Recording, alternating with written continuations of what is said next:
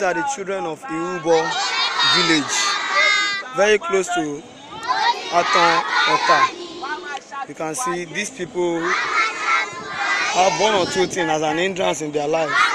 It's either their father or their mother is no more. And those that have complete family, they are struggling to survive in life. But we thank God to feed the Helpless Foundation who has provided this for these ones. Even if it is a day food, it's okay. These ones will be happy at least for today.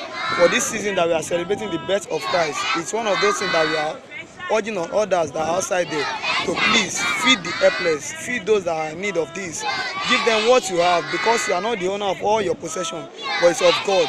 We want to appreciate those that have make it as a point of duty to send few of their belongings to Nigeria here to help the needy. We appreciate you all, and God will bless you. Look at these children. Some of them are not going to school yet. Some of them that are of age that ought to be in one class or the other, they are unable to go. Some of them don't even have clothes to put on. Some of them don't have sandals to wear. Some of them don't have food to eat. They have only like 2 or 1 square meal in a day. All they eat is just carbohydrates. And this is what is common in this area of Irubo village. Look at the environment. It's not suitable for reading. It's not suitable for learning.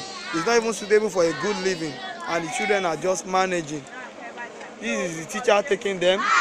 We are together and we are working, doing this together. We have the hand of God Evangelical Ministry. Okay. Here is the ministry that has been helping.